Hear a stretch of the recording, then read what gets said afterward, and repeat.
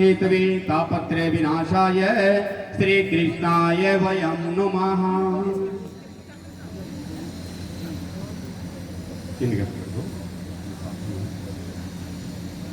बोलिए श्यावर रामचंद्र भगवान की जय। उमापति महादेव की जय। सच्चे दरबार की जय। श्री रामचरितमानस भगवान की जय। माता राम मत पिता राम चंद्र स्वामी रामो मत सखा राम चंद्र सर्वस्व में रामचंद्रो दयालु नान्यम जाने नेव जाने न जाने।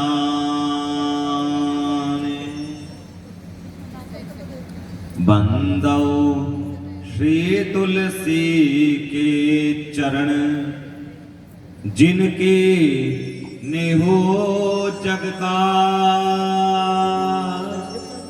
कली समुद्र बूढ़त लखे हो प्रगटे सात जहां।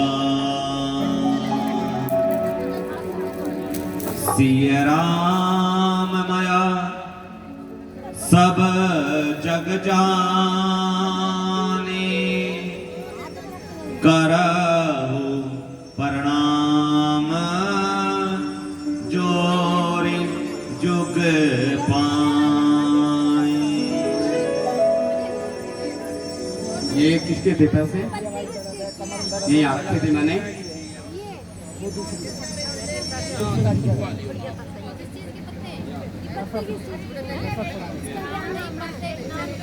अनंत अनंत कोटि ब्रह्मांड नायक ए कारण करुणा वरुणाला भगवान पर ब्रह्म परमेश्वर श्री राघव सरकार के चरणों में बारंबार वंदन। भूत भावन भगवान शिव जी एवं श्री हनुमान जी महाराज जी के चरणों में साष्टांग दंडवत। कले पावना अवतार कवि कुल चूड़ामणि परम पूज्यपाद गोस्वामी तुलसीदास जी महाराज जी के श्री चरणों में बारंबार वंदन। बोले उमापति महादेव की।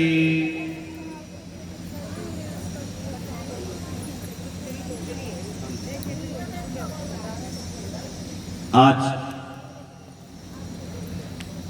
प्रभु श्री राम जी की कृपा से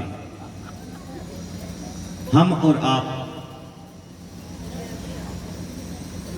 7 दिवसीय खोल दिया श्री राम कथा की अमृत वर्षा में 7वें दिवस के या कह लीजिए विश्राम दिवस के सत्र में प्रवेश करने जा रहे हैं। ये सब प्रभु श्री राम जी की ही कृपा है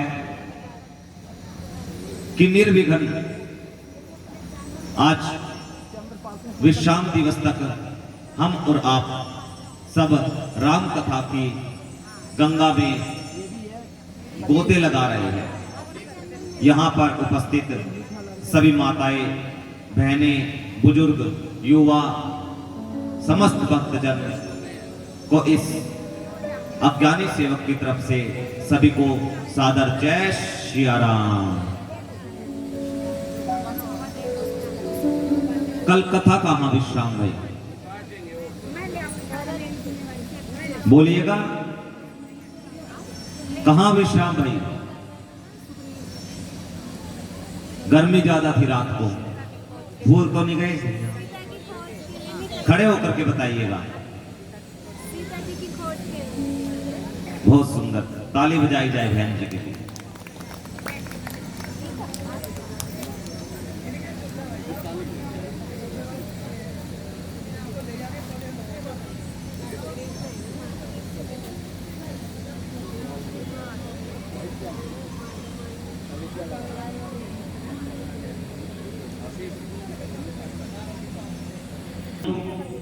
पूर्व जाओ, कुछ कपियों को उत्तर में भेजा, कुछ कपियों को पश्चिम में भेजा, परंतु जो मुख्य मुख्य कपिगण थे,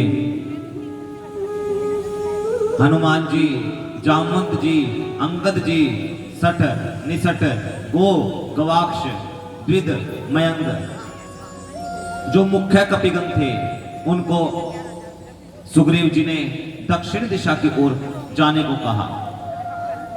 अब सब प्रभु श्री राम जी के चरणों में प्रणाम करके चलने लगे। तब अंत में प्रभु श्री राम जी ने हनुमान जी को बुलाया और अपनी संध्या वाली मुद्रिका हनुमान जी को दी और कहा कि हनुमान जाकर के अपनी माता सीता को बताना कि मेरा एक एक पल कल्प के समान व्यतीत हो रहा है, और अपनी माता सीता को बोलना कि वो चिंता ना करे, जल्द ही मैं उनको अपने पास लेकर के आऊंगा। हनुमान जी दंडवत करके चलने लगे। सभी कपि दक्षिण दिशा की ओर चले। बीच में एक तपस्विनी है जिसका नाम है स्वयं प्रभा। वहां पर स्वयं प्रभा जी ने सभी कपियों को अपनी माया से समुद्र के तट पर पहुंचा दिया। अब समुद्र के तट पर सभी कपि बैठ गए। सोचे कि पीछे जाएंगे तो सुग्रीव ने चेतावनी दी है कि एक महीने के अंदर यदि कोई कपि खाली हाथ लौटा और सीता जी का पता नहीं लगाया तो वो मेरे हाथों मारा जाएगा। अब कपि सोचने लगे कि पीछे वापस जाते हैं तो सुग्रीव मार डालेगा और आगे इतना गहरा समुद्र है, आगे जाएंगे तो समुद्र में डूब करके मर जाएंगे। अंगद जी बोले कि एक काम करते हैं, यहीं पर बैठ जाते हैं, ना आगे जाते हैं ना पीछे जाते हैं, यहीं बैठ करके मर जाएंगे। वहीं पर एक संपाति है, जटायु के भाई, बड़े दिनों से भूखे हैं। सूर्य के तेज के कारण उनके पंख चल गए, उड़ नहीं पाए। अभिमान में दोनों भाइयों ने, जटायु जी ने और संपाति जी ने सूर्य पर एक बार धावा बोल दिया। जटायु जी बीच रास्ते से ही वापस आ गए, परंतु संपाति जी सूर्य के निकट पहुंच गए। इस कारण से संपाति के पर जल गए, उड़ नहीं सकते। वहां पर बालू, जो समुद्र के तट पर रेत होती है, उसको बालू कहा जाता है। एक पर्वत के समान बालू इकट्ठा किए और उस पर संपाति जी बैठे हुए हैं और विधाता से कहने लगे, धन्यवाद, आपका बहुत बहुत धन्यवाद। आज तो आपने इतने सारे कपी मेरे भोजन के लिए भेज दिए। बड़े दिनों से भूखा हूं और आज तो इन कपियों को खाने का अवसर मुझे मिल गया। आज तो मेरी भूख समाप्त हो जाएगी। अब यहां कपि बैठे हुए हैं, कह रहे हैं ना आगे जाएंगे ना पीछे जाएंगे। जैसे ही ऊपर से आवाज आई कि इतना सारा भोजन मिलेगा, सारे कपियों को खा जाऊंगा, धन्यवाद किया। हे भगवान, आपकी तो लीला अपरंपार है, आपने तो यही व्यवस्था कर दी हमारे खाने की, हमारे मरने की। धन्यवाद प्रभु। एक जटायु जी थे जिन्होंने श्री राम जी के कार्य में अपने प्राणों को दे दिया, और एक ये है हमें खाने की बात कर रहा है। जैसे ही संपाति को पता लगा, जटायु जी, जटायु क्या हुआ मेरे भाई को, तब सारी वृतांत, सारी कथा कपियों ने संपाति जी को सुनाई। यहां पर चंद्रमुनि के श्राप से संपाति को यह कहा गया था कि जब श्री राम जी के दूत सीता जी की खोज में लंका की ओर जाएंगे, तब उनसे तुम्हारा परिचय होगा तो तुम्हारे शरीर में पुनः नवीन पंख उत्पन्न हो जाएंगे। जैसे ही संपाति ने यह सुना, कपियों ने कहा कि वो दूत हम ही हैं। जैसे परिचय हुआ, संपाति के नवीन पंख उत्पन्न हो गए, लगा नाचने।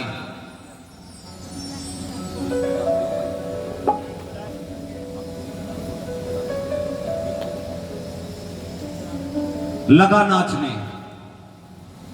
अब कपियों ने कहा कि इतना तो किया, सिर्फ हमारा एक काम और कीजिएगा संपाति जी। संपाति जी बोले, क्या करना है? कपियों ने कहा कि आप कृपा कीजिए, सीता जी का पता लगाइए कहां पर बैठी है। संपाति जी देखे और देख करके कहने लगे, वो देखिए 3 त्रिकूट पर्वत है, वहां पर बीच वाला जो पर्वत है उस में अशोक वाटिका है। अशोक वाटिका में अशोक वृक्ष के नीचे सीता जी बैठी हुई है। जैसे ही कपियों को पता लगा, आनंद में भर आए। कपियों ने कहा कि अब और सहायता कीजिए।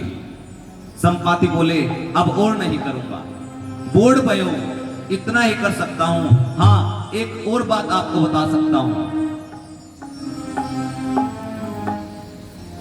कौन सीता जी की खोज कर पाएगा? तब कपियों ने कहा, कौन कर पाएगा? संपाति जी कहने लगे, जो इस समुद्र को एक ही छलांग में लांग जाएगा, वही सीता जी की खोज कर सकता है। और ये समुद्र जो है 100 योजन का है। एक योजन में कितना होता है? 12 किलोमीटर।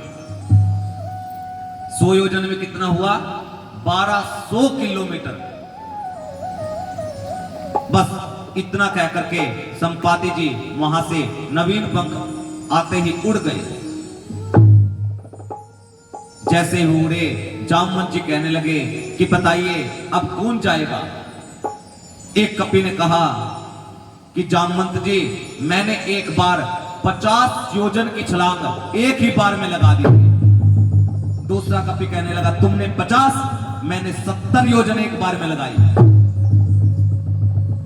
जैसे ही सुना 70 बढ़ रहे हैं, जामवंत जी कहने लगे, और ऊपर आइएगा, और ऊपर आइएगा।